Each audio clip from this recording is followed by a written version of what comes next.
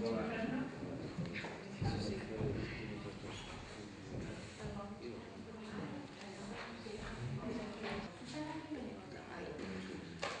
a esta roda de prensa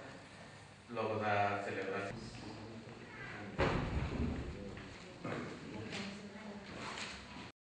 Nos agradecemos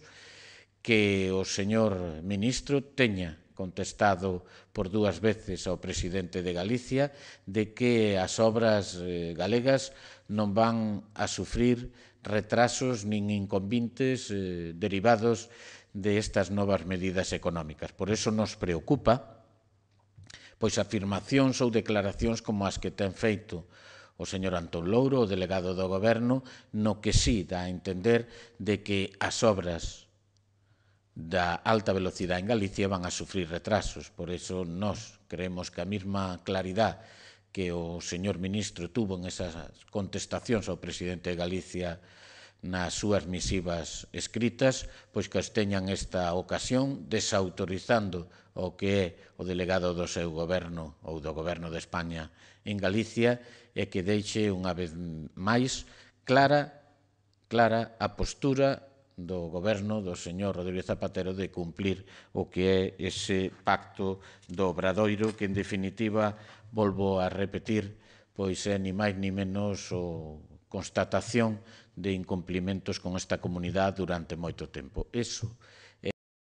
e o noso grupo tamén cree que débese abrir de unha vez por todas o debate para que se anticipen o que son as eleccións en este país chamado España, porque, volvo a repetir, non hai confianza no seu goberno e, ademais, aqueles que si fixeron os seus deberes, que foron quen de facer unha administración austera, que foron quen de reducir consellerías, que foron quen de reducir altos cargos, que foron quen de facer un plan de choque inicial de 1.200 millóns de euros, e aqueles que son, ao cabo do ano, capaces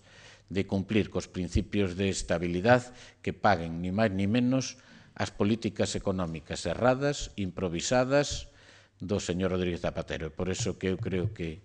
ante a evidencia de que comunidades como a nosa poda pagar os seus errores, faise necesario, primeiro, que se escoite a estas comunidades como a nosa, a todas, e segundo, que o señor Rodríguez Zapatero se replantee xa dunha vez o deixar en man de todos os españoles a decisión de si debe ou non continuar no goberno. Iso é, basicamente, o que hoxe